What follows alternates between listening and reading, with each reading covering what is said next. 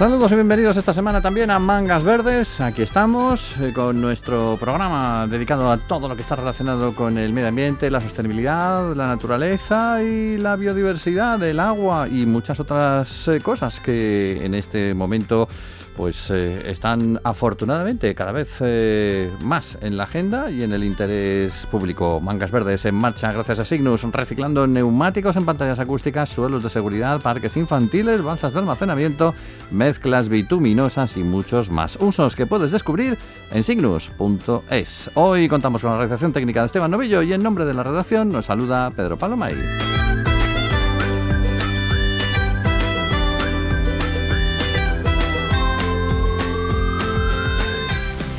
Tenemos el verano en lontananza y el miércoles 5 de julio comienza en Santander la segunda edición del Congreso Internacional de Acción Climática, el CIAC 2023, que va a durar en principio hasta el viernes 7. Pocos pero intensos días para tratar pues todos esos asuntos que también nos interesan de los temas verdes, especialmente desde el mundo de la empresa, desde la taxonomía y las finanzas sostenibles hasta la tecnología del hidrógeno, el hidrógeno verde, claro, que es lo que está ahora mismo en boga, o la captura y almacenamiento de carbono, entre otros asuntos. Habrá ponentes de peso y se presentará además una plataforma de análisis de las emisiones globales, la GEA, y un proyecto LIFE, el Soria Forest Adapt. Hoy en el programa tenemos a Elvira Carles, que es la directora de la Fundación Privada Empresa y Clima, que pone en marcha este congreso, que cuenta ya con más de 100 empresas y entidades asociadas en los 15 años que lleva en marcha. Y la saludamos sin más. Elvira, saludos, bienvenida al programa.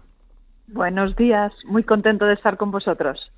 Bien, pues antes que nada, insistir en que es la segunda edición. La primera creo que terminó bastante bien y con las expectativas para esta cita, para esta nueva cita, yo creo que bastante altas, ¿no? Sí, la verdad es que fue muy bien. Pienso que es una buena iniciativa, una idea tan sencilla como acercar a las empresas, a la ciudadanía española, todo aquello que se cuece a veces a nivel mundial en esas famosas COPs, Conferencias de las Partes de Naciones Unidas, donde realmente se toman las grandes decisiones y, bueno, pues que no todo el mundo puede acceder a ellas. O sea que hacemos a la inversa, hacemos que esos protagonistas, esas personas que deciden, esa gente, entre comillas, podemos decir, importante, que venga y que nos lo explique. Y esta es la filosofía del Congreso. La verdad, el año pasado fue la primera edición y contamos con más de 200 empresas y con participación internacional de alto nivel, igual que la de este año. O sea que os esperamos a todos. ¿Podrías comentarnos quiénes son algunos de esos perfiles más interesantes que tenéis previsto invitar y escuchar? Sí, queda mal, porque tendría que decir una lista de 20 personas, pero me voy a centrar en dos que me parecen como muy interesantes. Tenemos a Eduardo Dopazo. Eduardo ahora es senior del Banco Mundial, ha sido durante 27 años el director financiero del Banco Mundial.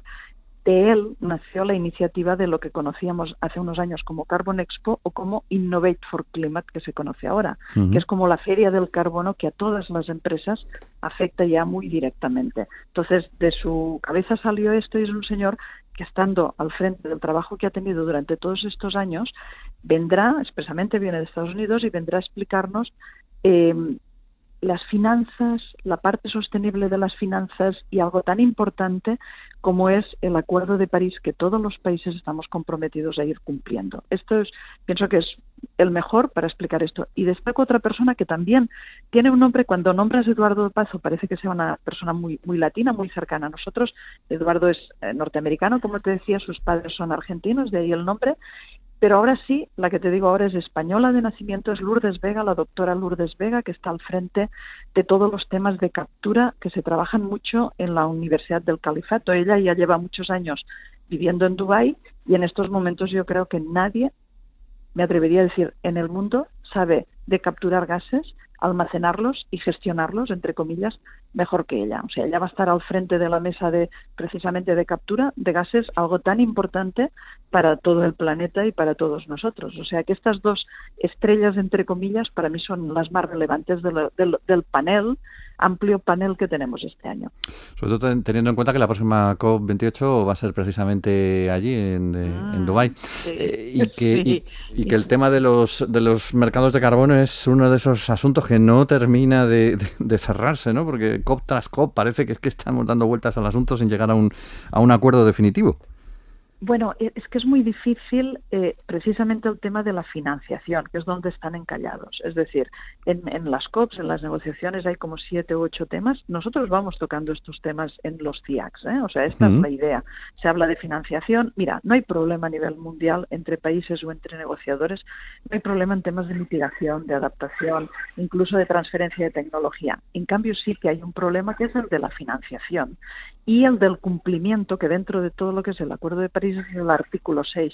Nosotros este año en CIAC centramos una mesa, para mí todas son potentes, pero esta en especial, la última, la del viernes a las 12 del mediodía, es Acuerdo de París, 2 puntos, artículo 6, porque aquí es donde están encallados, aquí es donde se está discutiendo, por ejemplo, pues combustibles fósiles sí o no, precio del CO2, precio de mercado, precio CO2 en frontera, que tanto nos va a afectar a partir del 1 de octubre en el caso de España y de Europa, es decir, todos aquellos productos de algunos sectores como el acero o el cemento que vengan de fuera de Europa y que sean importados van a tener que pagar su impuesto CO2, lo que hará que por ponerlo en palabras sencillas, que el cemento chino no sea la mitad de precio del cemento que generamos aquí, en Europa. Entonces, estos temas se van a discutir en esa mesa. Esos temas que se discuten en las COPs, como tú muy bien decías, los temas en los que se encallan los negociadores, son los que traemos a esa gente de nivel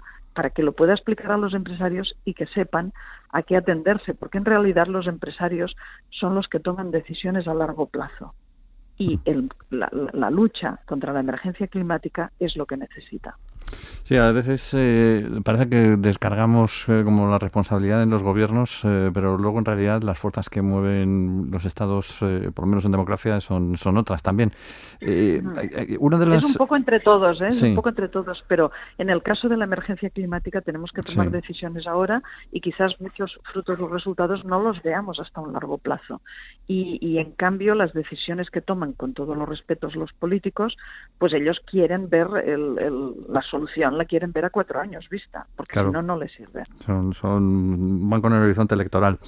La plataforma esta que se va a presentar de las emisiones globales, la GEA, ¿en qué consiste? ¿Cómo va a funcionar? Es apasionante y nos ayudará a tomar muy buenas decisiones, no solamente al mundo empresarial, sino también a las administraciones. A ver, desde la Fundación Empresa y Clima llevamos con 16 años midiendo, analizando y comparando las emisiones que se generan a nivel mundial, en todos los países y en los diferentes sectores, tanto si son sectores directiva como si son sectores, el bloque principal es la energía, como en algunos países el general. Es decir, GEA lo que pretende es toda esa base de datos que hemos ido acumulando durante esos años, hacerla viva y que todo el mundo la conozca y que puedan los empresarios tomar decisiones donde puede ser más interesante invertir o producir en función de las emisiones, el precio de la energía, etcétera.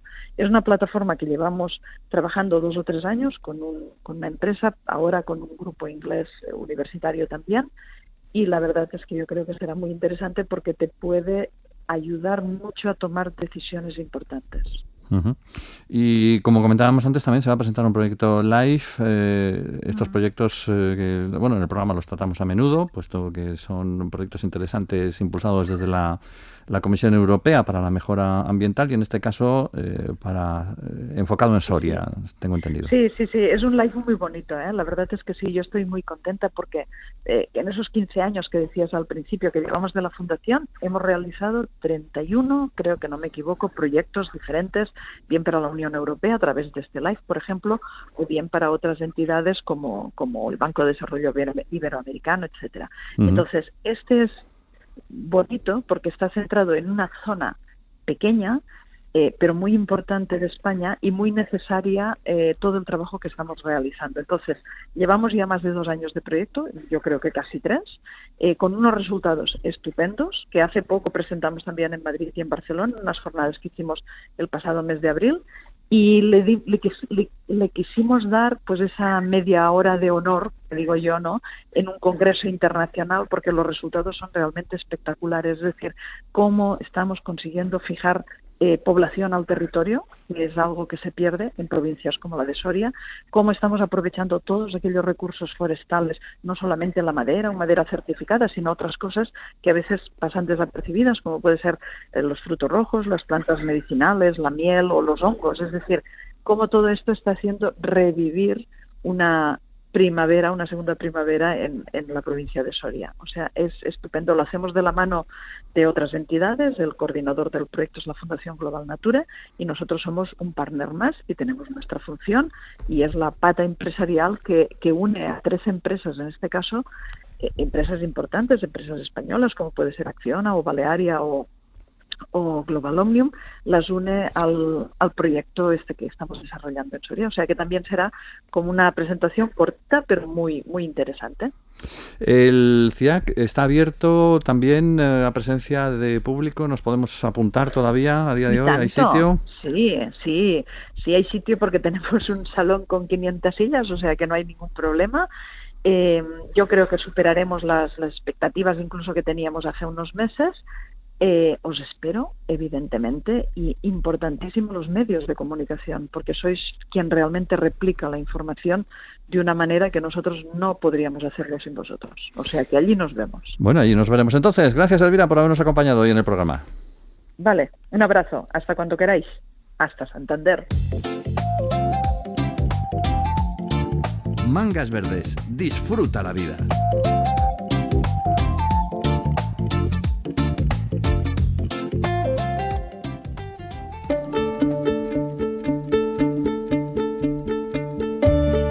Bienvenidos a Planeta Bosque, un espacio destinado a conocer especies de árboles de todo el mundo. Planeta Bosque apoya a LifeTerra, una fundación que cuenta con entidades de diversos países en un proyecto del programa LIFE de la Comisión Europea para la conservación de la naturaleza. Estábamos hablando de lives y de bosques. Bueno, pues nuestro planeta bosque. Hoy hablamos en el mismo de la catalpa, un árbol caducifolio que dicen los expertos es excelente para dar sombra en el jardín por su abundante follaje y cuya floración se produce a finales de primavera y comienzos del verano, o sea, ahora mismo. Su género comprende en torno a una decena de especies que son originales de Norteamérica y también del este de Asia, aunque por su belleza y resistencia, también porque son fáciles de cuidar, se han extendido por otros países del mundo mundial. El nombre procede de la palabra cutulpa, que al parecer es como llamaban a este árbol los nativos americanos en lo que hoy son los estados de Carolina y Georgia. Estamos hablando de un árbol de crecimiento rápido, aunque hay que plantarlos a una distancia mínima de entre 6 y 8 metros de 2 ejemplares y de las edificaciones colindantes, porque, oye, que necesitan su espacio los pobres. La catalpa común puede llegar a medir entre 10 y 15 metros de altura, con la copa ancha y redondeada y el tronco más bien corto, pero luego hay distintas especies de distintos tamaños, incluso hibridaciones como la catalpa híbrida purpúrea o erubescens, que nos regala flores grandes en forma de trompeta y de color blanco con manchas púrpura, o la catalpa longuísima, así llamada porque responde a su definición de árbol de las flores largas, que es como se le llama también, flores blancas y amarillas que pueden llegar a medir hasta 50 centímetros de longitud, adornando troncos que en este caso pueden llegar incluso más arriba, hasta los 20 metros de altura. Los usos principales de la catalpa pasan, como hemos visto, por proporcionar belleza y sombra, pero su madera también se emplea en distintas aplicaciones por su durabilidad, ligereza, resistencia y facilidad para trabajarla, desde la fabricación de muebles e instrumentos musicales hasta la construcción de barcos, cuando eran de madera, claro, de postes de electricidad, revestimientos y paneles de construcción.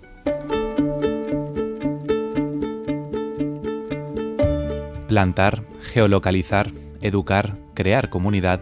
Si quieres hacer algo eficaz en favor del medio ambiente, súmate al LifeTerra, uno de los proyectos más importantes diseñado en la Unión Europea para reforestar nuestro continente.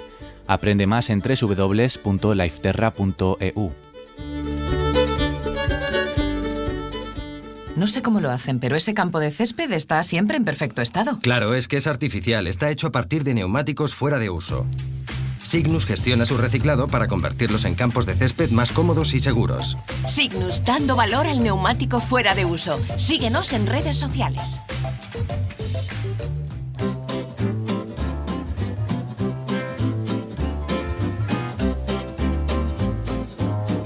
Vive en verde con Mangas Verdes.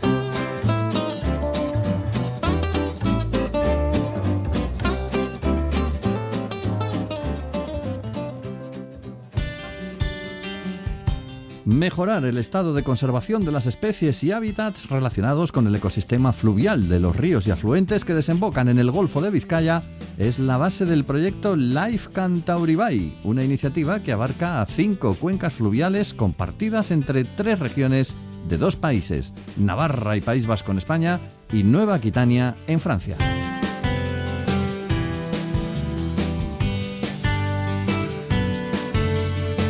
Pues en este proyecto, entre otras cosas, tenemos la protección del bisón europeo, que se encuentra en peligro crítico de extinción, y sus poblaciones en las cuencas del Golfo de Vizcaya se han visto diezmadas, entre otros factores, por los atropellos y sobre todo por la expansión del bisón americano, esa especie exótica invasora de mayor tamaño con la que compite por espacio de alimento y que muchas veces acaba echándole de su ecosistema. Con el objetivo de devolverle el lugar que le corresponde, el Life Cantauribay pues está intentando conocer ese estado concreto de la especie, hacer una radiografía perfecta de cómo se encuentra a ambos lados de la frontera entre España y Francia y, por supuesto, ayudarle a recuperar su hábitat y el de otras especies autóctonas que también están siendo desplazadas, como el desmán ibérico. En paralelo, trabaja Cantauribay en la erradicación de especies como el coipú, un herbívoro también exótico invasor, devastador para la vegetación de ribera y de la agricultura por su gran voracidad, y el bisón americano, por supuesto, ambas llegadas a Europa de la mano de la industria peletera. Cantauribay va a actuar, como sabemos, en esas 5 cuencas del Golfo de Vizcaya, compartidas por el País Vasco, por Navarra y en Francia también, Aquitania, en las que se van a eliminar 25 presas, se van a permeabilizar otras 7 y se va a trabajar con especies de peces y mamíferos. En la parte española, los trabajos con el bisón europeo se centran fundamentalmente en acciones de monitoreo para intentar pues contabilizar cuántos quedan exactamente, según ha explicado el experto del Servicio de Fauna y Flora Silvestre de la Diputación Foral de Guipúzcoa, Aitor Lecuona. Diezmada por la degradación de su hábitat, por esa actividad humana, la puntilla para la especie ha sido la gran proliferación enorme, dice él, de bisón americano. Una especie que vive en los mismos lugares y que come lo mismo, ocupa el mismo nicho ecológico, y como es más grande y más fuerte, pues lo que os contábamos antes, hasta ahí llega el bisón europeo. Con el objetivo de erradicar de la zona al americano, van a utilizar una metodología basada en la colocación de plataformas flotantes en los ríos que ha sido desarrollada y probada con éxito en el Reino Unido. Una especie de balsa equipada por un tubo con arcilla en su interior que hace las veces de túnel, que atrae al bisón, lo percibe como una zona de juego, y al entrar pues deja impresas sus huellas, lo que permite detectar su presencia. Es ahí cuando se colocan trampas para capturarlos. Los trabajos con bisón americano son imprescindibles si se pretende realmente mantener las poblaciones del bisón europeo. En cuanto al desmán ibérico, otra especie en claro declive, pues van a buscar cuantificar la población que existe en el añarbe para ver si puede convertirse en donante para traslocar ejemplares a otras zonas de la cuenca del Urumea en las que ha desaparecido. La fragmentación, la mortalidad de las especies clave y las especies exóticas invasoras son algunos de los problemas que comparten las 5 cuencas fluviales del Oria, Urumea, Bidasoa, Lanif y Lanivel. Life Cantauribay busca ayudar a resolverlos. Life Cantauribay, ríos de vida.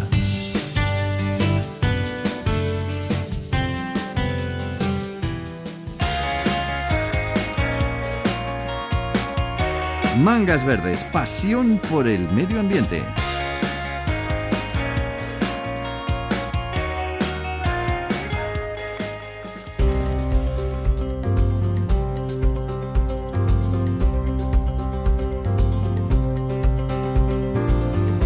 Hablemos también de algunas noticias verdes porque las ha habido a lo largo de estas fechas en las que hemos ingresado, por cierto, en el verano. Este miércoles llega esta nueva estación por fin.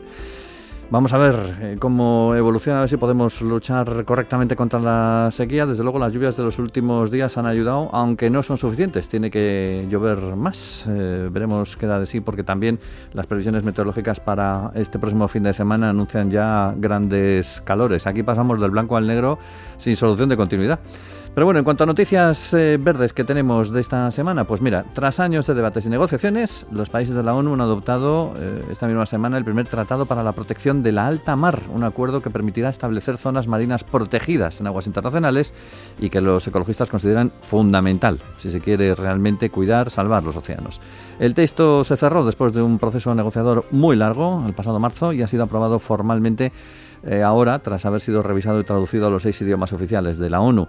La adopción tuvo lugar por consenso, sin necesidad de votación, ha sido recibida con una gran ovación por los representantes gubernamentales que han festejado puestos de pie la conclusión de este largo proceso, porque el océano es, dicen, el alma de nuestro planeta, y hoy, el pasado lunes cuando se firmó, ustedes le han insuflado nueva vida y le han dado una oportunidad. Eso es lo que decía el secretario general de la ONU, Antonio Guterres, a los delegados que estaban presentes. Ha destacado Guterres que ese acuerdo histórico demuestra que la comunidad internacional es capaz de unirse para responder de forma común a los grandes problemas globales.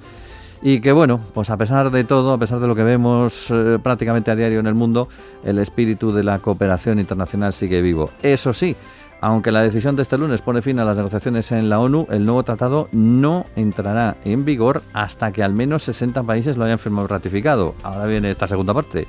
El texto se abrirá a la firma en la sede de las Naciones Unidas a partir del próximo 20 de septiembre. Guterres ya ha pedido a los gobiernos que no se retrasen lo más mínimo, porque es fundamental para responder a las amenazas a las que se enfrenta el océano y para el éxito de los objetivos vinculados al océano en distintas agendas internacionales. Esto es importante porque, claro, luego todo el mundo dice, sí, firmamos, tal, o sea, aprueban el acuerdo, pero luego, desde que se firma o desde que se aprueba hasta que hay un número mínimo de países que lo firman también y por lo tanto eso entra en vigor y luego ponte a ponerlo en vigor, pues igual lo sacan ahora, pero estamos viendo que hasta dentro de varios meses no va a tener una realidad tangible y plausible. Pero bueno, vamos avanzando, aunque sea poco a poco.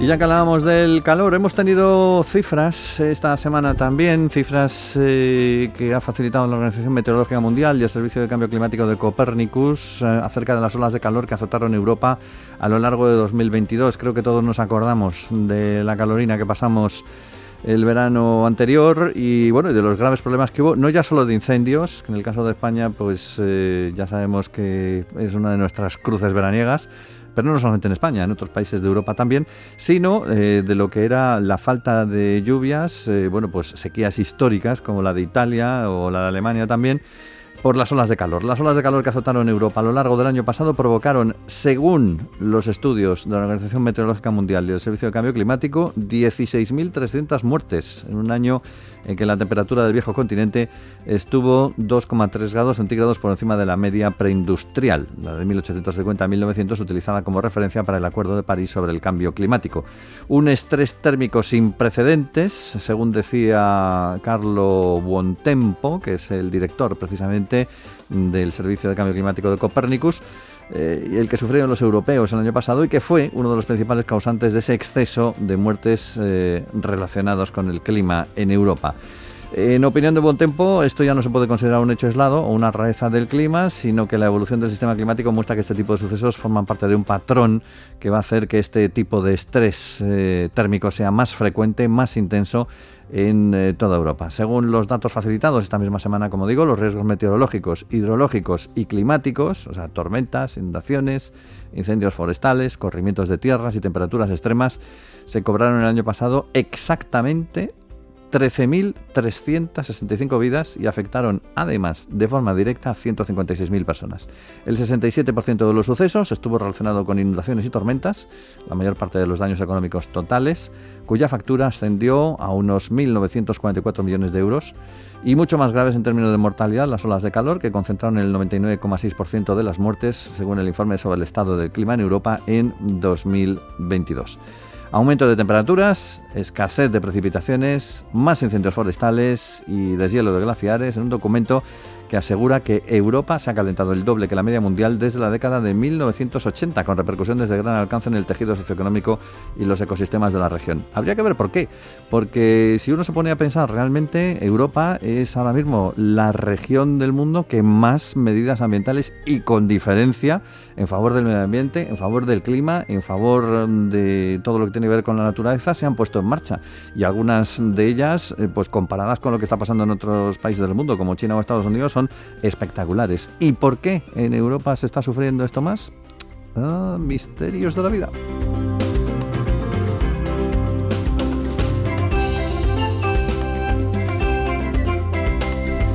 Estamos también esta semana pendientes de Chile, porque allí se está desarrollando esa cumbre internacional que busca proteger la biodiversidad marina en la Antártida. La Comisión de los Recursos Marinos Antárticos, que engloba a los países que gestionan este continente helado, está reunida en Santiago de Chile, para avanzar en la protección del océano que rodea la Antártida, como medidas como las nuevas áreas marinas protegidas. Un encuentro que es la tercera reunión extraordinaria de la Comisión en sus 40 años de historia, que pretende esta vez acelerar la protección marina en la Antártida Oriental, el mar de Weddell y la península antártica, espacios frágiles ante las amenazas medioambientales y, por supuesto, afectados por la pesca masiva. Hay que entender la importancia de la Antártida, ha dicho la activista socioambiental chilena Catalina Santelines, porque de no existir el continente blanco, nuestro planeta, dice, no sería habitable. Con eso ya está diciendo cómo influye realmente pues todas las características del mismo en el ecosistema mundial. Esta comisión, que está creada como parte del Tratado Antártico, la componen 27 miembros, 26 países más la Unión Europea, o sea, en realidad somos bastantes más, y toma sus decisiones por consenso, lo que ralentiza el proceso. La jefa del Departamento de Biodiversidad y Gobernanza de Bélgica, Stephanie Langrock, ha informado de que Rusia y China se han mostrado reticentes a los avances propuestos para la creación de esas áreas protegidas, y que, a pesar de las dificultades geopolíticas derivadas de la guerra en Ucrania, que bueno, esto también está influyendo en estas cosas, se han conseguido algunas pequeñas victorias recientes, como el acuerdo de los líderes mundiales para proteger el 30% de los océanos del planeta en 2030 y el llamamiento para buscar un equilibrio entre las diferentes visiones sobre la Antártida, un continente que algún día me acercaré yo allí, hombre, a ver cómo está realmente la Antártida.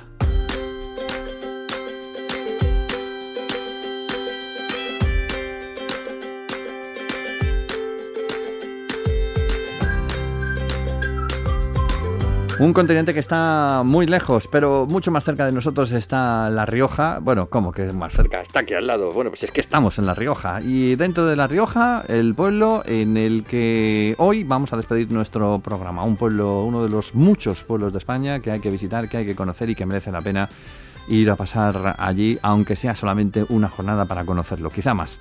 Sajazarra se llama. Estamos en la comarca de Haro, en La Rioja Alta, junto a los ríos Aguanal y Ea, en un paisaje de viñedos, como corresponde a La Rioja.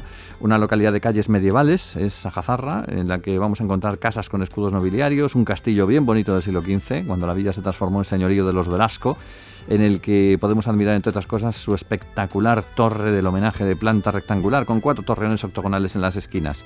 Podemos admirarlo y fotografiarlo, pero no visitarlo, porque a día de hoy se ha convertido, como no, en una bodega familiar. Sí podemos ir dentro de Sajazarra a la iglesia de Santa María de la Asunción del siglo XII, conocer la muralla del siglo XIII, la puerta gótica llamada el Arco del siglo XV, o el edificio del ayuntamiento, donde hay una cosa curiosa, un dragón que asoma la cabeza por una de las fachadas y la cola por la fachada opuesta. Desde allí se puede visitar además muchos sitios de interés: San Millán de la Cogolla, con los monasterios de Suso y Yuso, por ejemplo, Santo Domingo de la Calzada o la Sierra de la Demanda, entre otros muchos sitios que sí hay que conocer. No te vayas de Sajazarra sin comer un bacalao a la riojana, unas chuletillas al sarmiento o un cordero asado con su chistorra y, por supuesto, todo ello regado con un vino de Rioja.